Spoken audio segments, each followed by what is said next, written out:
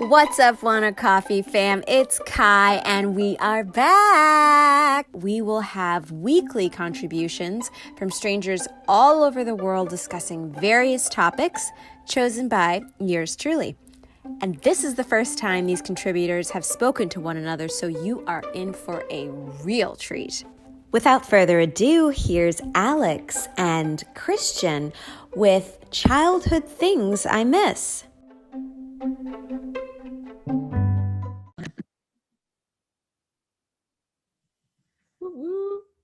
You know, it's funny. The first thing I thought of when I saw this topic was, I miss just like existing in like blissful ignorance. Like you have no idea how scary the world is.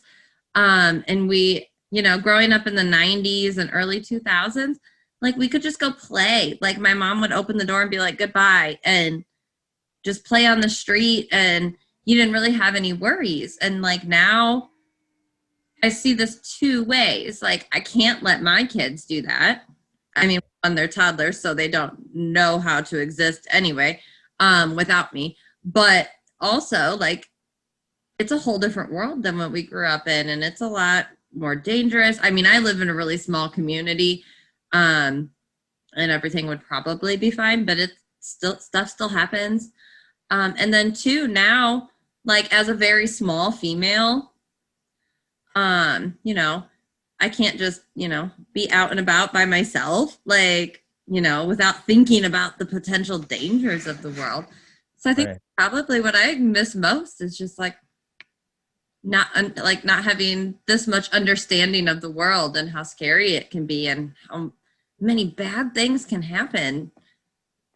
Ding ding. I love that. Love that we're just running right into it. Hi team. We're talking about things from our childhood that we miss that are no longer things no more. Christian here with Alex. Hey. I couldn't agree more, but this actually reminds me of a poem. I don't know who did it, so go ahead and tag me and tag the artist and tag the poet because I'm obsessed. But I'm going to sum up the poem because I don't know it, but it goes something like, whoever designed living or aging did it wrong. What we should do is start out as old people and like have all the cricks and stuff and try to grow through that and then work all of our lives and then end the life being a blissful child and coming back to like having someone care for us and just live out that, goo goo gaga life to the end. And that always like just had a thought or that always like left an impression in me in that, wow, like being a kid is something that we are so in a rush to get out that when we finally are wherever the heck we wanted to be, we're like, damn, I miss just playing without thinking of anything. I miss just not paying for things. I miss playing tag. I miss lava when it was tan bark. I miss commercials that made me laugh and think I'm going to buy it. And it wasn't ever me buying it. Like I miss those types of things because that in and of itself is something that is robbed, that we don't realize how robbed it was until we sit back and think, damn, I miss being a child. Mm-hmm. Exactly. And, I get to kind of experience it in a new way. Ding, ding.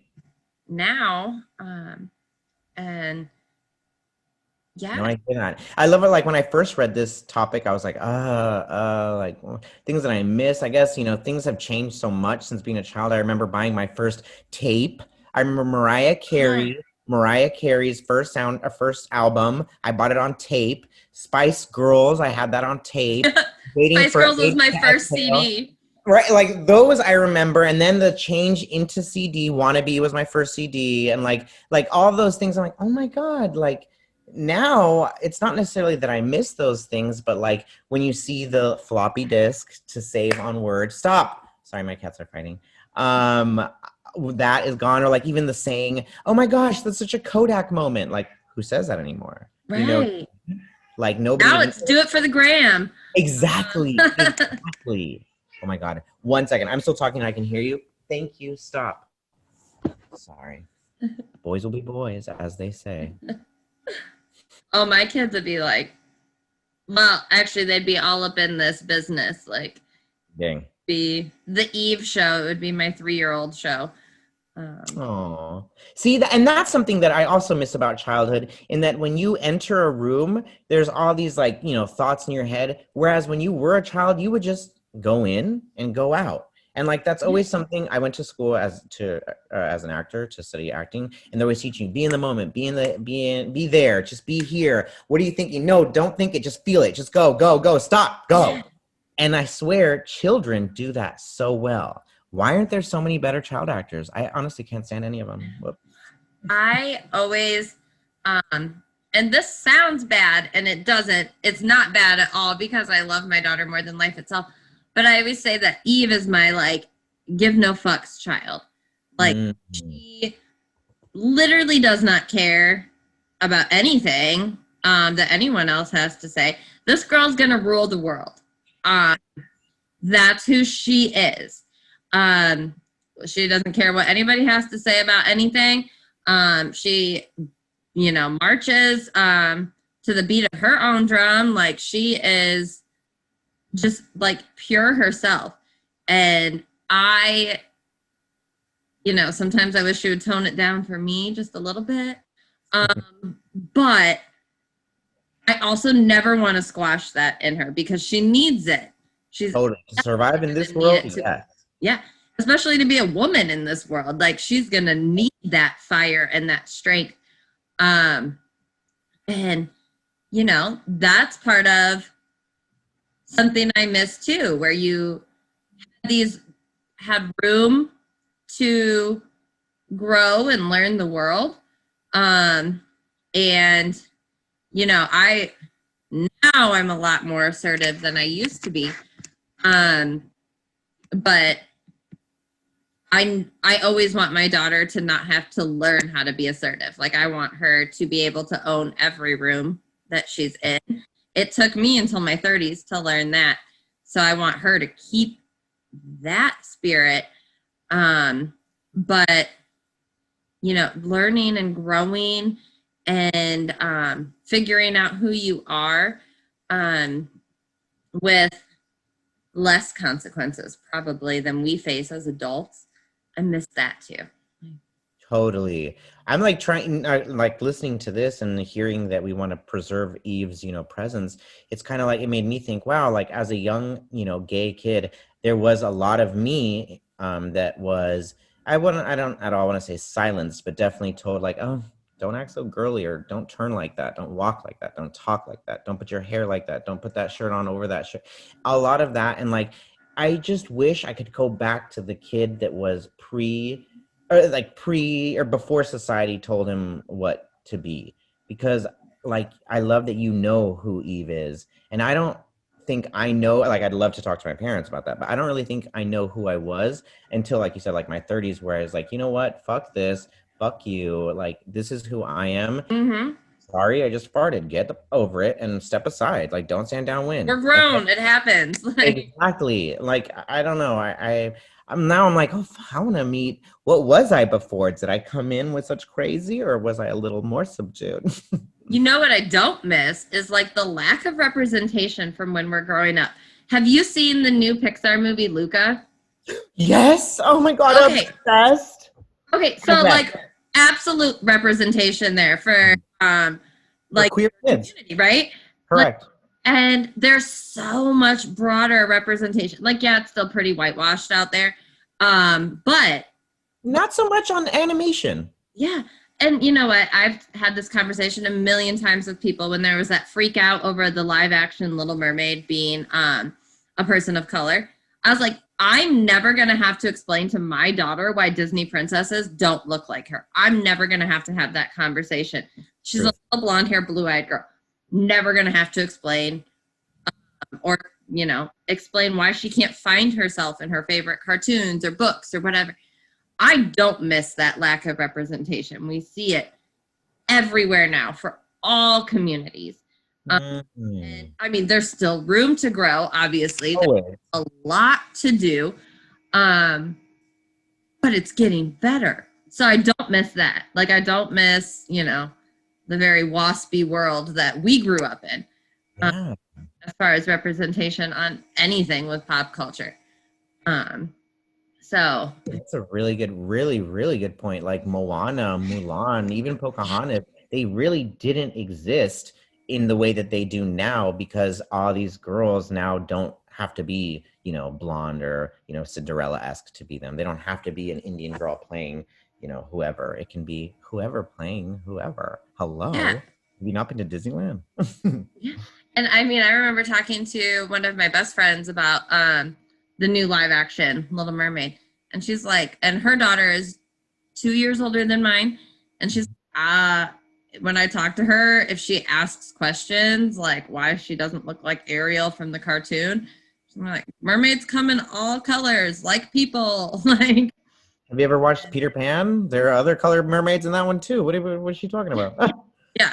I remember there was like a big hubbub, like it's ruining my childhood. That movie came out when I was born.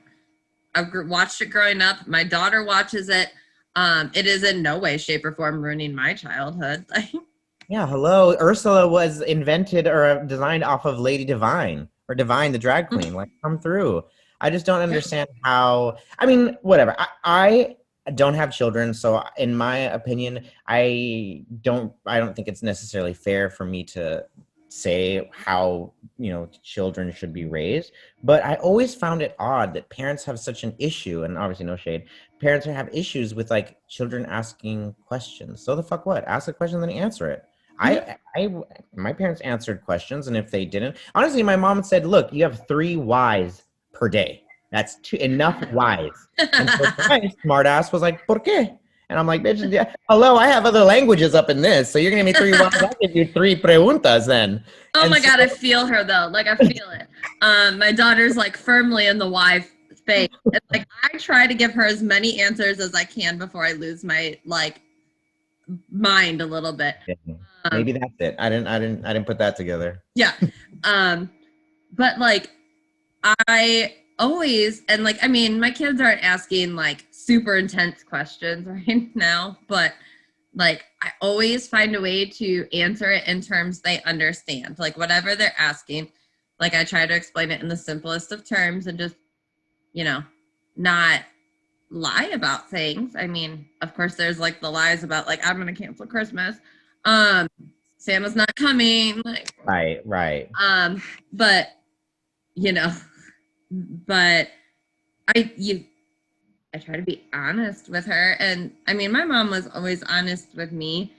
I was really pretty lucky growing up. So, and we have very different political, cultural, spiritual beliefs. Like my mom and I are very different people, but she never squashed me having my own mind.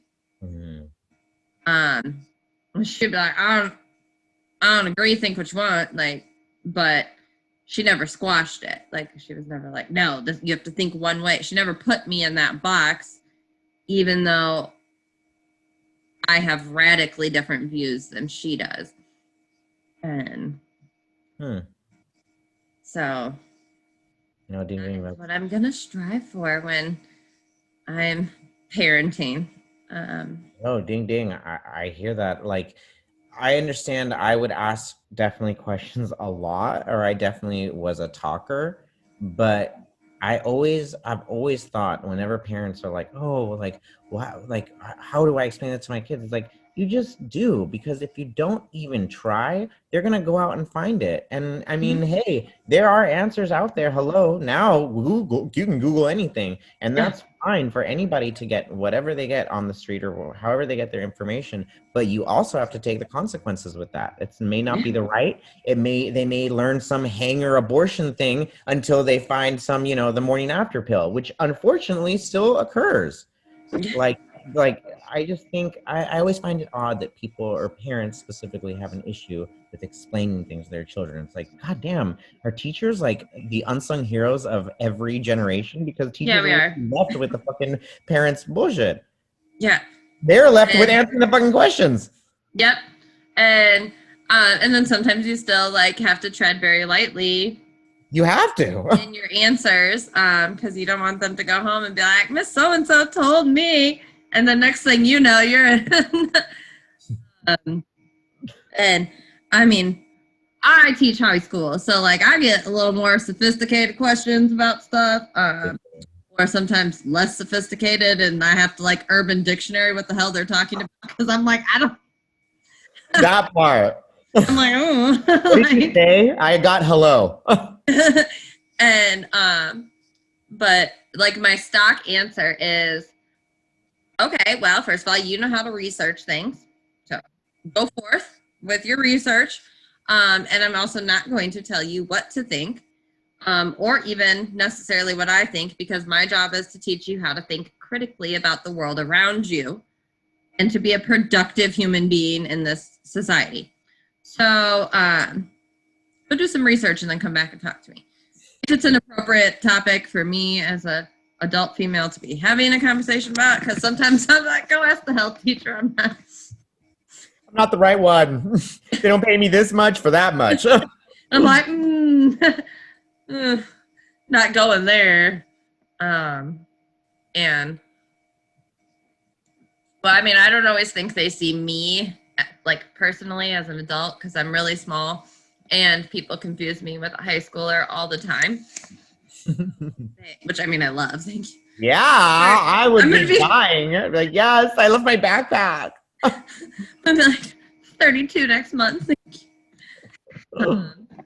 So sometimes they don't always view me necessarily as an adult, and then I have to like check them. Like, not what you should be talking to me about. Right, know your audience. Right. Open your eyes. Yeah. Also, like, I kind of miss that, like, freedom. Like, you know, now, especially existing as adults in the professional world, like, we very much have to toe that line. And I mean, I know that I've been called out a few times because people don't think I'm super friendly. Like, I am always told, like, oh, I thought you were a bitch when I first met you, but now that I get to know you, you're super nice. And I called someone out one day. I said, why? Why does everybody think I'm so mean? Why? And it's like, well, you don't like go out of your way to be friendly to people. I'm like, do I go out of my way to be shitty to people? Like, yeah, I'm just like a regular person. Yeah, I'm like, that's a socially conditioned box. Women are supposed to be these warm, kind, friendly people. And just because women are supposed to smile, I hate that shit. And I had a mask on all year. Like, thank you. You can't see my face. Like, please.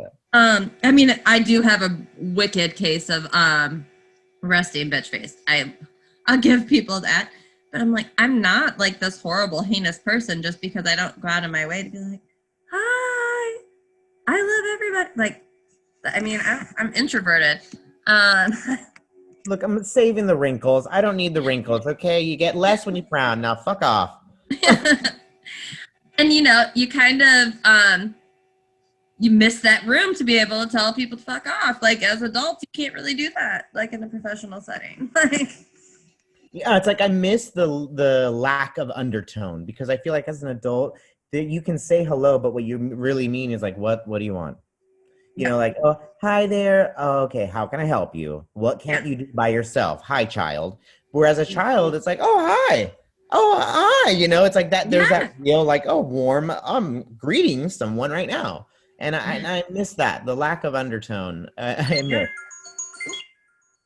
There's our timer. Oh my God, come through. Look at us. Walking through.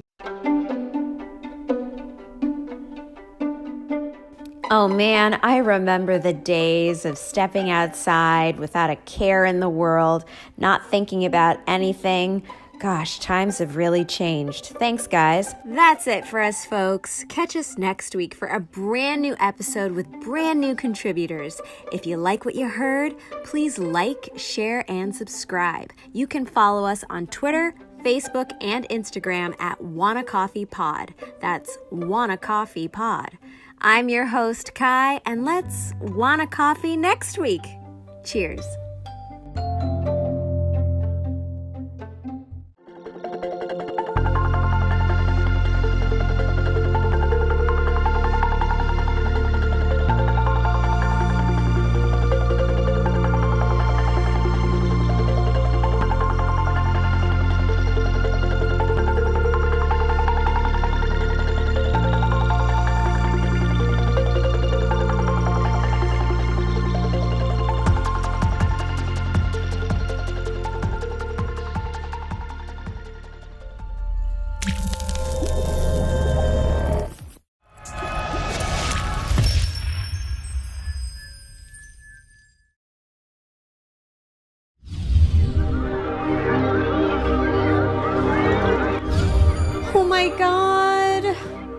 Orange is not my new black.